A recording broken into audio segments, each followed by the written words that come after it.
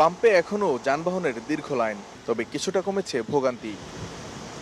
মঙ্গলবার রাজধানীর ফিলিং স্টেশনে গ্যাসের চাপ বাড়ায় কমেছে যানবাহন চালকদের অপেক্ষার সময়। ৫-৬ ঘন্টার পরিবর্তে এখন ২ থেকে ৩ ঘন্টায় মিলছে জ্বালানি।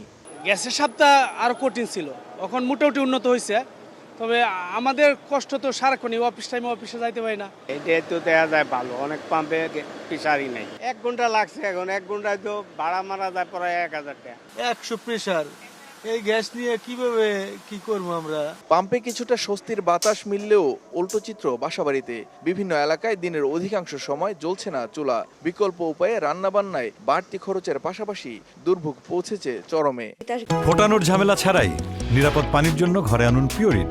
কল করুন 16627। গ্যাসের সঙ্গে যোগাযোগ করে একদিন ওনারা এসে লাইনে অনেক পানি পায়, এরপর 2 দিন গ্যাস ছিল, তারপর থেকে আমাদের বাসায় আবার নেই। আমাদের অবস্থা নাজেহাল, মানে এভাবে আমরা কিভাবে কতদিন সার্ভাইভ করব জানি না। এই মোটামুটি মনে করেন যে 2 মাস পর্যন্ত আমরা খুব কষ্ট করতে আসি, খুব দুর্ভোগ করতে আসি। একবেলা রান্ধি আর একবেলা রাঁধতে পারি না, লারকি দিয়ে ইয়া করি। শুধু পাম্প নয়, আবাসিক খাতেও গ্যাস সরবরাহ স্বাভাবিক করার দাবি বাসিন্দাদের। মানিক মোহাম্মদ ওমর, সময় সংবাদ, ঢাকা।